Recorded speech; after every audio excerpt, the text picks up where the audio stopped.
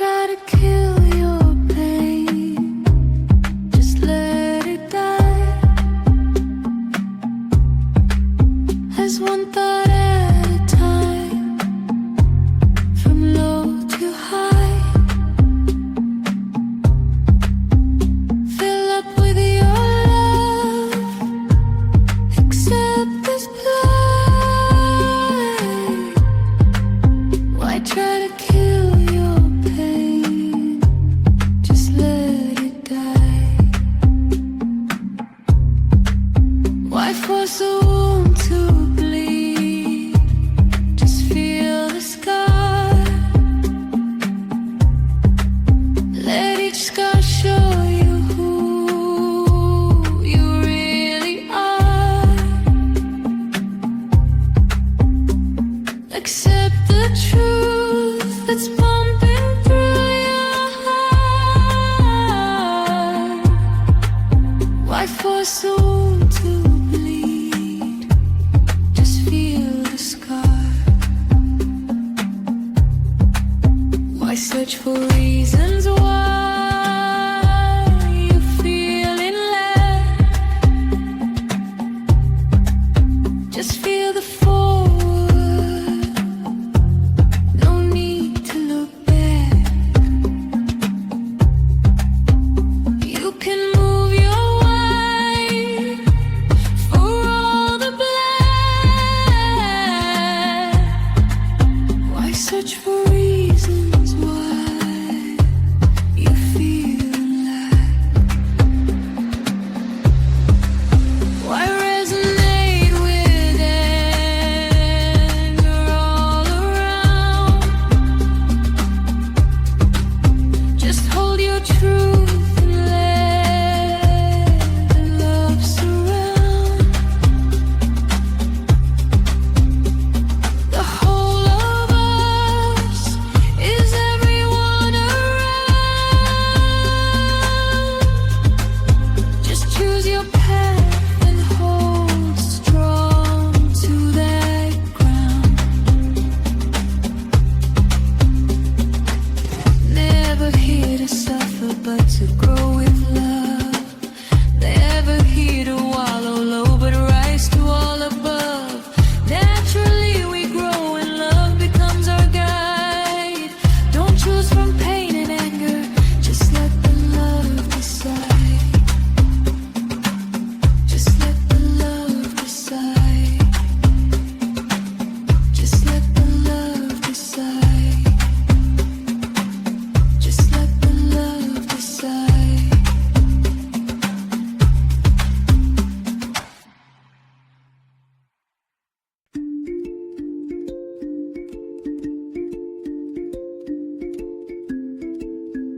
Melinoe exists within the darker edges of Greek mythology, tied to ghosts, nightmares, madness, and restless dead moving through the world after sunset.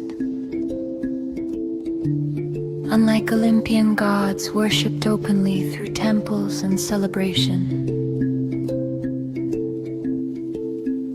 Melinoe belonged to hidden rituals, underworld fear, and liminal spaces where reality felt unstable. Ancient references to her survive primarily through the Orphic hymns, where she is described as a daughter connected to both Persephone and Zeus in his underworld aspect associated with Hades. Her origin itself reflects duality, crossing identities and blurred boundaries between divine forces. The hymn describes her wandering the earth at night, accompanied by phantoms, terrifying mortals through ghostly apparitions and madness. She moves alongside the dead rather than ruling them from a throne, making her presence feel immediate and invasive. Sleep paralysis, nightmares, hallucinations, sudden terror after dark, and encounters with wandering spirits became linked to forces like Melinoe within ancient belief systems.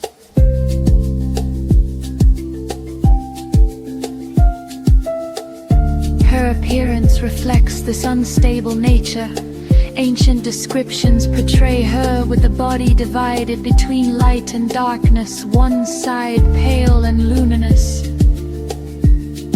the other blackened like shadow or smoke. This dual coloring symbolized movement between worlds, life and death, sanity and madness, visible and unseen.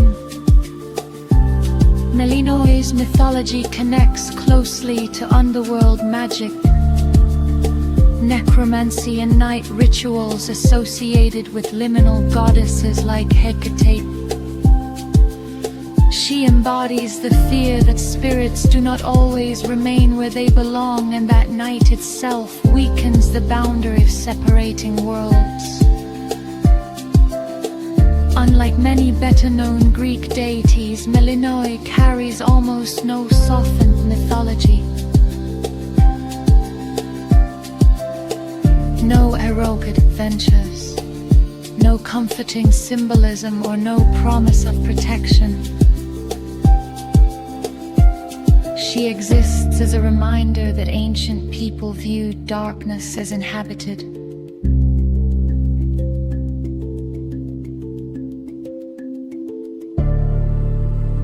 When shadows moved strangely at night, when dreams became too vivid, when fear arrived without explanation, Greeks believed something unseen might already be close enough to touch, and Melinoi walked among it.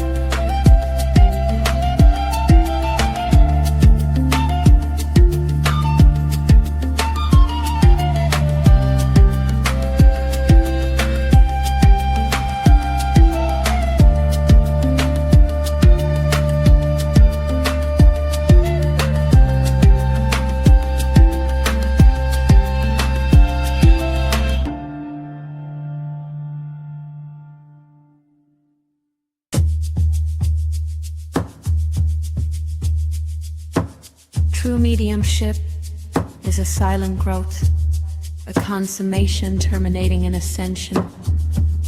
The gift is supposed to be both rare and modern. It is neither. From the date of the first birth into spirit life of the first man on our planet, there was, perhaps, spirit communion and mediumship. While generations have come and gone and not known of this fact, yet it has continuously existed. It is often asserted that every person is more or less a medium. It may be so, yet it is not possible for all to hold communication with their departed friends.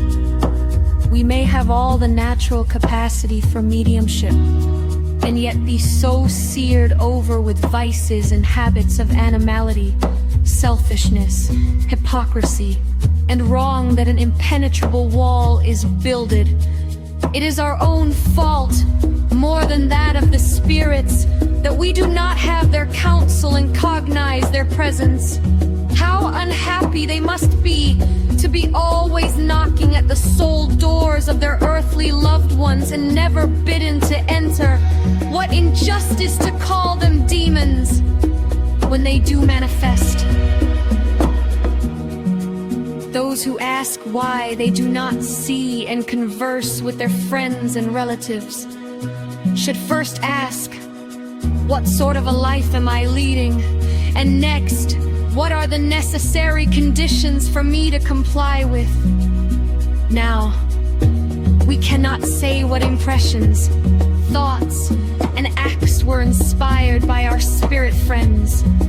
All men acted upon by the law permitting spirits to project their thoughts and wills into the human brain, and thus creating impulses and ideas, the birth of which we have not traced back to their procreative source.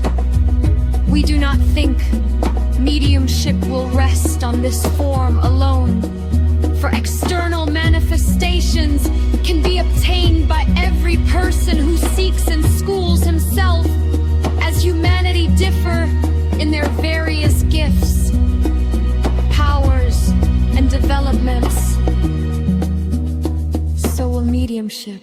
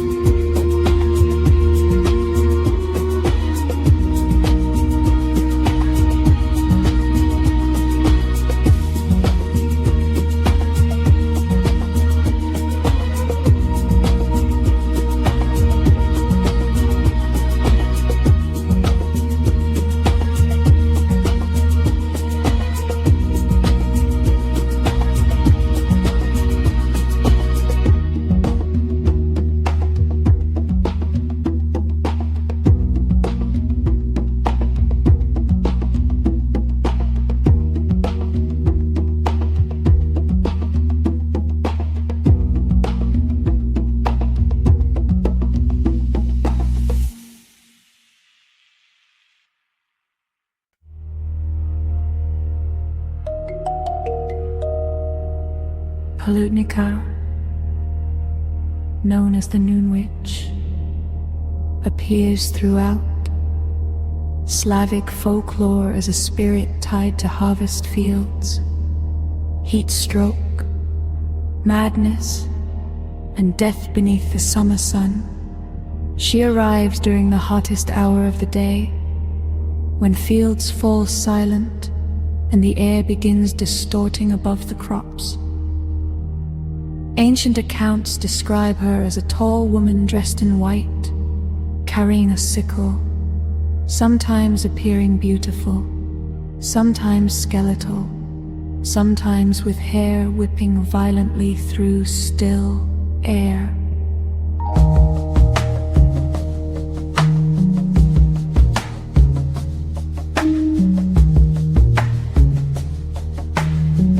Wheat fields themselves became spiritually dangerous spaces where visibility broke apart and isolation left workers vulnerable. Polutnica approaches people laboring alone at midday and begins questioning them. The questions vary between regions, riddles, farming knowledge, names, or religious questions. But failure carries consequences. Those unable to answer correctly become struck with paralysis, seizures, neck twisting, delirium, collapse, or sudden death. Other traditions describe her spinning victims until confusion overtakes them completely. The spirit became deeply connected to real fears surrounding agricultural life: heat, exhaustion, sunstroke, dehydration, and overwork killed people suddenly in open fields long before medical explanations existed.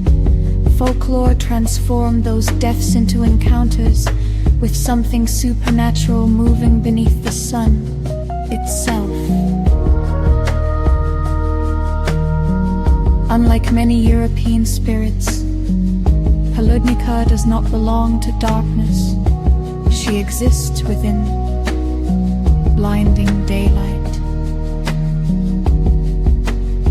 This makes her mythology at settling midday becomes liminal rather than safe. The brightest hour carries danger equal to midnight. Silence in the field signals exposure rather than peace. In several traditions, she also punishes disrespect toward harvest customs, appearing when labor continues during sacred rest periods, or when boundaries surrounding the land are ignored. Children were warned never to wander wheat fields at noon, where movement between the stalks might not belong to another human being. The fields fed entire communities. They also buried them, and at midday, when heat bent the horizon and the wheat moved without wind, people believed something ancient was already walking between the rows.